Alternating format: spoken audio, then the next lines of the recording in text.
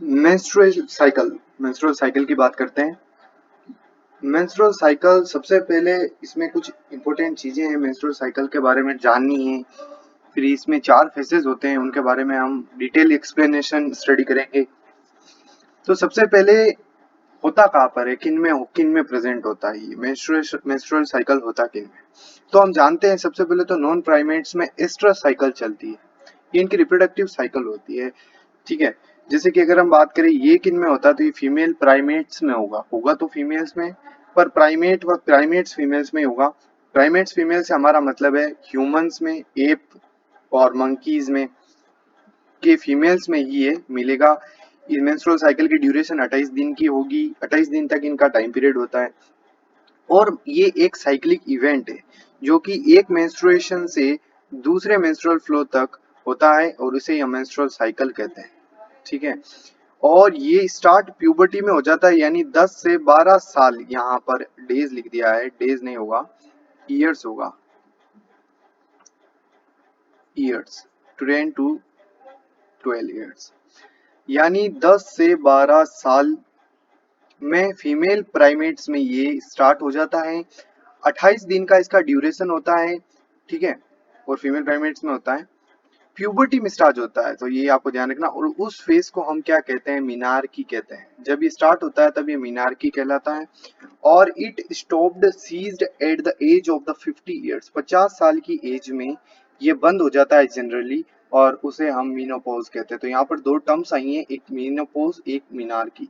तो मीनार्की मतलब starting of menstrual flow, और एज दे रखी है 10 to 12 ईयर्स जो कि प्यूबर्टी की एज है, और स्टॉप हो जाता है एट द एज ऑफ 50, और इसे हम मीनोपॉज कहते हैं। नेक्स्ट, अगर आगे की बात करें तो यहाँ पर लिखा हुआ है कि 2 pituitary hormone and 2 ovarian hormones, जैसे oestrogen and progesterone ovarian hormone है, और LH and FSH luteinising hormone and follicle stimulating hormone जो हैं, ये आपके पिट्यूटरी हार्मोन्स हैं, प्ले रोल इन एमसी। तो ये क्वेश्चन जनरली इंपॉर्टेंट है, बहुत ही पूछा जाता है कि कौन कौन से हार्मोन्स मेंस्ट्रुअल साइकिल में रोल प्ले करते हैं। तो पिट्यूटरी हार्मोन्स में LH and FSH role play करते हैं, एंड ओवेरियन हार्मोन में एस्ट्रोजन एंड प्रोजेस्टेरोन अपना रोल प्ले करते हैं।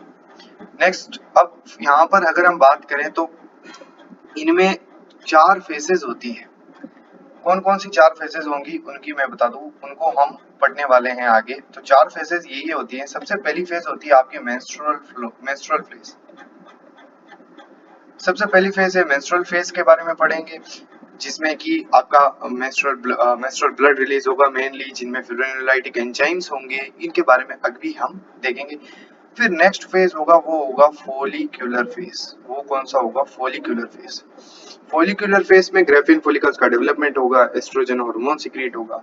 फिर नेक्स्ट फेज आएगा ल्यूटियल फेज। ल्यूटियल फेज की अगर हम बात करें तो ल्यूटियल फेज में फिर जो एस्ट्रोजन सीक्रेट हुआ है इस फेज में, वो आगे जाके क्या करेगा, एलएच ल्यूटिनाइजिंग हार्मोन का सीक्रेट करवाएगा उसको। यहाँ पर एलएच सर्च की अगर हम बात करें, जिन्होंने पढ़ा है उसको थोड़ा थोड़ा पता होगा, नहीं तो मैं समझा दूंगा कि यहाँ पर एलएच सर्च होगा, और उस एलएच सर्च होने की वजह से फिर ओव्यूलेशन होगा। ये 13th डे पर होता है, ये भी हम जानते हैं।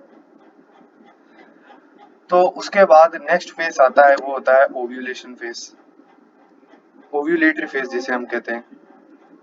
इनमें क्या होता है, इनमें एक रिलीज होता है, सेकेंडरी ओसाइट रिलीज होता है, और में फ्लो होता है, मेंस्ट्रुअल फ्लो कर होता है। सेकेंडरी ओसाइट जो है वो इसमें रिलीज होता है। ठीक है, तो ये कुछ 4 फेजेस हैं जिनकी हम बात करेंगे। तो यहाँ पर है मेंस्ट्रुअल फेज, सबसे पहला फेज जो कि 3 से 5 दिन तक अकर होता है, 3 to 5 डेज के बीच में होता है। इसमें बात करें तो सबसे पहले पिट्यूटरी और ओवेरियन हार्मोन्स जो हैं, low level of pituitary and ovarian hormones, इनके कम होने की वजह से जो यूट्रस की वॉल जो है, या हम कह सकते हैं जो उनमें ब्लड वेसल्स है, वो डैमेज होते हैं, और उन्हीं के डैमेज होने से मेंस्ट्रुअल फ्लो जो है हम वो रिलीज होता है। ठीक है, वेजाइना के जरिए और लिक्विड फॉर्म में होगा, और इसमें जो वॉल रप्चर हुई है उसके कुछ पार्ट्स, उसके वॉल्स के म्यूकस, और एक अलग से म्यूकस सिक्रीट होगा, और अनफर्टिलाइज्ड ओवम भी उसमें, उस फ्लूइड में, उस लिक्विड में होंगे। और यही करके एक फ्लूइड मतलब फॉर्म होता है जो कि मेंस्ट्रुएशन के दौरान रिलीज होता है वेजाइना के थ्रू।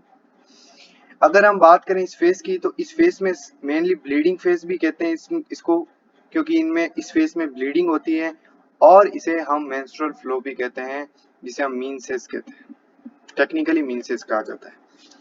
मेंस्ट्रुअल फ्लो में मेंस्ट्रुअल ब्लड सिक्रीट होता है जो कि 30 से 50 ml की वॉल्यूम में सिक्रीट होता है, और इस 30 से 50 ml ब्लड में 70% आर्टेरियल ब्लड होता है और 30% वीनस ब्लड होता है। ये इंपॉर्टेंट है, 30% वीनस ब्लड होगा और 70% आर्टेरियल ब्लड होगा।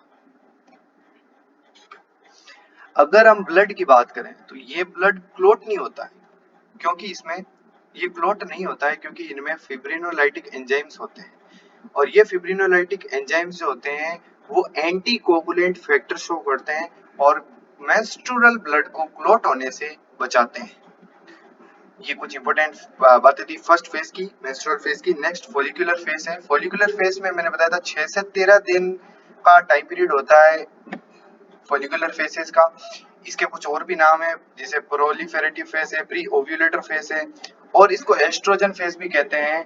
और ये क्यों कहते हैं, क्यों इसका मेन रोल यही है, एस्ट्रोजन का सीक्रेशन। कैसे होता है, क्या है, हमारे फर्स्ट फेज में हमने देखा ग्रेफियन जो आपकी यूट्रस वॉल है वो रप्चर हो गई थी, ठीक है। तो अब जो रप्चर यूटेरिन वॉल है वो वापस रीजेनरेट होती है इस फेज में, और वहां पर जहां ब्लीडिंग हो रही थी अब ब्लीडिंग स्टॉप हो जाएगी। ऐसा कैसे होता है, वहां पर आपको पता हो तो पिट्यूटरी हार्मोन और ओवेरियन हार्मोन का लेवल कम हो गया था। अब यहाँ पर देखो पिट्यूटरी हार्मोन का लेवल जो है एलएच और एफएसएच का, वो जनरली बढ़ जाता है, और इनके बढ़ने की वजह से आप देखो एफएसएच का मतलब क्या है, फॉलिकल स्टिमुलेटिंग हार्मोन। यानी एफएसएच करेगा क्या, फॉलिकल्स का डेवलपमेंट करवाएगा, और जैसे ही ये डेवलपमेंट कराएगा फॉलिकल्स का, फॉलिकल्स डेवलप होकर क्या बनाएंगी, ग्रेफियन फॉलिकल्स बनाएगी। ये हम पीछे देख चुके हैं। और ये ग्रेफियन फॉलिकल आगे जाके हमारा एस्ट्रोजन हार्मोन सिक्रेट करेगी, और ये एस्ट्रोजन हार्मोन सिक्रेट होगा।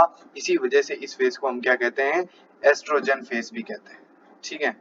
एस्ट्रोजन फेज इसलिए इसको कहा जाता है। और फिर एस्ट्रोजन हार्मोन काम क्या करता है, तो एस्ट्रोजन हार्मोन यूट्रिन की वॉल को रिपेयर करता है, और एंडोमेट्रियम, यूट्रिन की जो एंडोमेट्रियम होती है, तीन वो 3 वॉल्स होती है, ठीक है, पेरीमेट्रियम, एपीमेट्रियम और एंडोमेट्रियम। तो एंडोमेट्रियम जो है उसका डेवलपमेंट होता है, उसको थिक करती हैं ये एस्ट्रोजन, ठीक है। अगर हम बात करें एस्ट्रोजन की, तो estrogen induces secretion of LH, और एस्ट्रोजन का एक और रोल होता है एलएच का सीक्रेशन करवाना, ल्यूटेनाइजिंग हार्मोन का सीक्रेशन करवाना। और यही ल्यूटेनाइजिंग हार्मोन 13वें दिन क्या करता है, हाई पीक लेवल अटेंड करता है, और उसे ही हम क्या कहते हैं, एलएच सर्ज कहते हैं। क्या कहते हैं, एलएच सर्ज कहेंगे। ये किसकी वजह से हुआ, ये मेनली हुआ किसकी वजह से पॉसिबल, ये एस्ट्रोजन की वजह से पॉसिबल हुआ। और फॉलिकुलर फेज में एस्ट्रोजन सीक्रेट हुआ, उसने एलएच ने इसको पॉजिटिव फीडबैक दिया, एलएच को, एलएच का लेवल बढ़ा, और 13वें दिन पे एलएच का लेवल इतना बढ़ गया, उसे हम एलएच सर्ज कहते हैं। नेक्स्ट थर्ड फेज है हमारा ओव्यूलेटरी फेज। इसमें क्या होगा, due to LH surge graafian follicle is ruptured and release secondary oocyte। LH surge की वजह से ग्रेफियन फॉलिकल्स रप्चर हो जाएंगी, और वहां से हम जानते हैं सेकेंडरी oocyte होता कहाँ है, ग्रेफियन फॉलिकल्स के अंदर सेकेंडरी oocyte प्रेजेंट होगा। तो जैसे ही ग्रेफियन फॉलिकल रप्चर होंगी, ग्रेफियन फॉलिकल जैसे ही रप्चर होंगी, ठीक है, ये जैसे ही रप्चर होंगी, इनमें से सेकेंडरी oocyte रिलीज होगा, और वो भी कब, एट द 14th डेज, 14वें दिन पर ये रिलीज होगा। देखो सब सिस्टमेटिक ढंग से चल रहा है। 13वें दिन तक एस्ट्रोजन का सीक्रेशन एस्ट्रोजन बढ़ा, एस्ट्रोजन ने एलएच को बढ़ाया, और एलएच क्या करता है, ग्रेफियन फॉलिकल को रप्चर करने का काम करता है। पहले ग्रेफियन फॉलिकल की जरूरत थी तब उसको बनाया, एफएसएच सीक्रेट करवाया। हमें एस्ट्रोजन की जरूरत थी तो ग्रेफियन फॉलिकल ही एस्ट्रोजन निकालता है, तो उससे हमने एफएसएच सीक्रेट करना स्टार्ट किया। एफएसएच ने फिर ग्रेफियन फॉलिकल बनाई, फिर उसने एस्ट्रोजन सीक्रेट किया, फिर हमें एस्ट्रोजन का जैसी जरूरत पड़ी, फिर हमें आगे मतलब सेकेंडरी oocyte की जरूरत थी, तो हमने क्या किया, एस्ट्रोजन एलएच को बढ़ा दिया, और इस एलएच ने ग्रेफियन फॉलिकल को रप्चर किया और सेकेंडरी ओसाइट सीक्रेट कर दिया। सेकेंडरी ओसाइट सीक्रेट कब हुआ? 14th डे पर। 14th डे होता है ओव्यूलेशन का, ये सबसे शॉर्टेस्ट फेज है ओव्यूलेटरी फेज, 14th डे एक ही दिन का होता है और इस प्रोसेस को हम क्या कहते हैं? ओव्यूलेशन कहते हैं। अब सेकेंडरी ओसाइट सीक्रेट हो गया, अब नेक्स्ट फेज है ल्यूटियल फेज और जिसे हम सीक्रेटरी फेज कहते हैं। देखो इसको ऐसे कहते हैं, ये 15 से 28 दिन के बीच में होता है, ये डेज जो होते हैं 14 दिन का होता है और ये जनरली फिक्स्ड होता है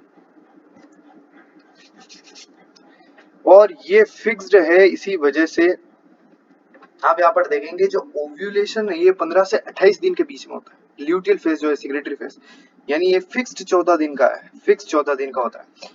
after ovulation remaining Graafian follicle is converted into yellow colour endocrine gland called corpus luteum. जब ओव्यूलेशन हो गया उसके बाद जो रिमेनिंग ग्राफियन फॉलिकल्स बचेगी वो कॉर्पस लूटियम में कन्वर्ट हो जाएगी जो कि एक एंडोक्राइन ग्लैंड है, ठीक है, जो कि that secrete more amount of progesterone and less amount of estrogen। जो कॉर्पस लूटियम जो सीक्रेट हुआ है यहाँ पर रिमेनिंग ग्राफियन फॉलिकल्स के टुकड़ों से, वो आगे जाके अब एस्ट्रोजन और प्रोजेस्टेरोन का सीक्रेशन करेगा, जिनमें ज्यादा मात्रा प्रोजेस्टेरोन की होती है और कुछ मात्रा आपके एस्ट्रोजन की होती है, ठीक है। अगर हम बात करें इनमें प्रोजेस्टेरोन की, तो प्रोजेस्टेरोन को हम प्रेगनेंसी हार्मोन बोलते हैं, जानते हैं प्रोजेस्टेरोन को प्रेगनेंसी हार्मोन कहते हैं क्योंकि प्रेगनेंसी को मेंटेन करके रखता है, इसी के साथ ये एंडोमेट्रियम यूट्रस को के भी मेंटेन करके रखता है। तो ये इंपॉर्टेंट पॉइंट है कि एस्ट्रोजन प्रोजेस्टेरोन को हम प्रेगनेंसी हार्मोन बोलते हैं।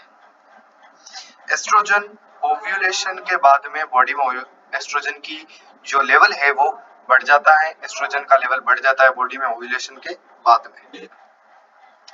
तो ये तो पिछला ही पॉइंट था, हमने देखा था कि जो एलएच और एफएसएच है या फिर एस्ट्रोजन प्रोजेस्टेरोन है वो एमसी में रोल प्ले करते हैं, इंपॉर्टेंट है।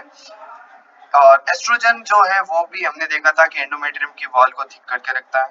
यहाँ पर दो क्वेश्चन फॉर्मेट्स है जो कि इंपॉर्टेंट है, बहुत इंपॉर्टेंट है। देखो किस वजह से, देखो मान लो फर्टिलाइजेशन होता है, ओव्यूलेशन हुआ और उस टाइम पर अगर फर्टिलाइजेशन हो गया तो जो फर्टिलाइजेशन हो गया तो कॉर्पस लूटियम जो है वो मेंटेन रहेंगे, वो कॉर्पस लूटियम में रहेंगे, यानी जो ग्राफियन फॉलिकल के बचे हुए टुकड़े वो कॉर्पस लूटियम में कन्वर्ट होते हैं।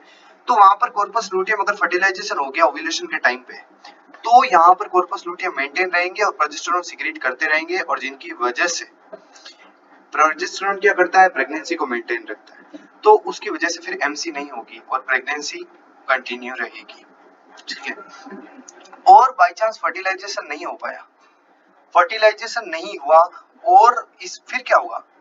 फिर क्या हमारे जो ये ग्राफियन फॉलिकल कॉर्पस लूटियम में कन्वर्ट हुआ, अब ये corpus luteum non endocrine gland में कन्वर्ट हो जाएंगे कॉर्पस अल्बाइकन्स में, और ये कॉर्पस अल्बाइकन्स में कन्वर्ट हो जाएगा। अब प्रोजेस्टेरोन सीक्रेट नहीं होगा इसका मतलब, क्योंकि प्रोजेस्टेरोन सीक्रेट करने का काम तो कॉर्पस लूटियम करती है, कॉर्पस अल्बाइकन्स नहीं करती है।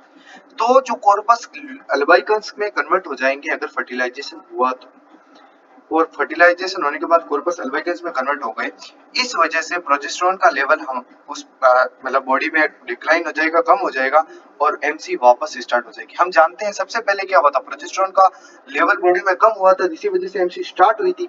तो यहाँ पर आप देखेंगे वापस वही फिर टाइम आ गया, प्रोजेस्टेरोन का लेवल डिक्लाइन हो गया बॉडी में क्योंकि फर्टिलाइजेशन हुआ नहीं, तो कॉर्पस लूटियम कॉर्पस अल्बाइकन्स में बदल गया और कॉर्पस लूटियम नहीं बचा, इस वजह से जो आपका प्रोजेस्टेरोन है वो अब सीक्रेट नहीं हो पाएगा और प्रोजेस्टेरोन सीक्रेट नहीं हो पाएगा, इस वजह से प्रोजेस्टेरोन की कमी आ जाएगी और एमसी स्टार्ट हो जाएगा। एक और क्वेश्चन है, और क्वेश्चन ये है कि कॉर्पस लूटियम सीक्रेट क्या क्या करता है। देखो कॉर्पस लूटियम वैसे तो आप कहेंगे प्रोजेस्टेरोन सीक्रेट करता है, पर इसका सही उत्तर है कि ये सभी का सभी सीक्रेट करता है। क्या क्या सीक्रेट करता है? ये प्रोजेस्टेरोन भी सीक्रेट करता है, एस्ट्रोजन भी करेगा, रिलैक्सिन और इनहिबिन भी। इंपॉर्टेंट है, एज पूछा जाता है कंपटीशन एग्जाम्स में। तो ये कॉर्पस लूटियम जो है वो सभी के सभी हार्मोन्स को सीक्रेट करता है, प्रोजेस्टेरोन, एस्ट्रोजन, रिलैक्सिन, इनहिबिन। अब यहाँ पर कंडीशंस पूछी गई है कि एमसी कब नहीं होगी, एमसी एब्सेंट कब होगी। तो सबसे पहले हम जानते हैं प्रेगनेंसी हो गई तो प्रोजेस्टेरोन का लेवल बढ़ जाएगा बॉडी में और इसी वजह से कॉर्पस लूटियम मेंटेन रहेगी और कॉर्पस लुटियम मेंटेन रहने की वजह से प्रोजेस्टेरोन का लेवल बॉडी में बढ़ा हुआ रहेगा और प्रेगनेंसी नहीं हो पाएगी, सॉरी एमसी नहीं हो पाएगी तो प्रेगनेंसी कंडीशन में। और दूसरा प्रोजेस्टेरोन की सिक्रेशन, जब देखो हम जानते हैं वैसे भी कॉर्पस लुटियम रहता है प्रेगनेंसी के टाइम में जो कि प्रोजेस्टेरोन का सिक्रेशन करता रहता है, और ऊपर से प्रेगनेंसी के टाइम में प्लेसेंटा से भी प्रोजेस्टेरोन सिक्रेट होता है, तो उस वजह से और ये प्रोजेस्टेरोन ज्यादा हो गया तो एमसी होगी नहीं। तीसरा कंडीशन है पुअर हेल्थ कंडीशन में डाइट अच्छी नहीं होता या स्ट्रेस कंडीशन में भी एमसी नहीं हो पाती है। चौथा, फीडिंग मदर में आप देख सकते हैं कि वहां पर प्रोलैक्टिन हार्मोन ज्यादा रहता है और प्रोलैक्टिन हार्मोन ज्यादा होने की वजह से भी प्रेगनेंसी नहीं होती।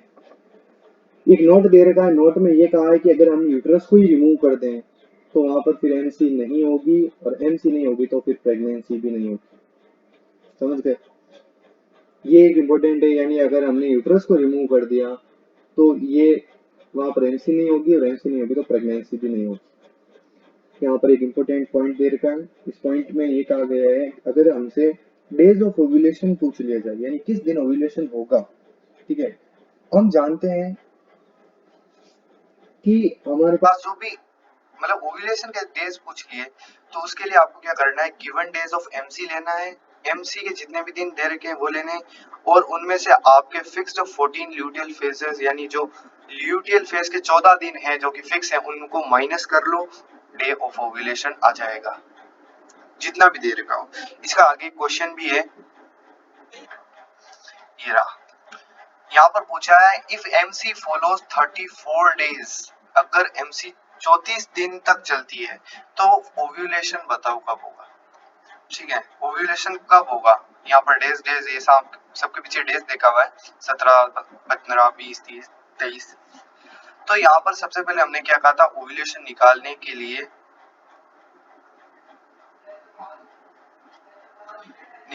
हमने जो बताया था उस हिसाब से एमसी के दिन कितने दे रखे हैं 34, और माइनस मैंने बताया था ल्यूटियल फेज के जो दिन होते हैं 14 उनको माइनस कर दो, तो इस हिसाब से हमारे पास जो आंसर है वो आ रहा है 20 डे, 20 दिन। 20 दिन क्या होगा, ओव्यूलेशन होगा। तो ये यही खत्म करते हैं आज। आई होप आप सबको समझ में आया होगा। Thank you.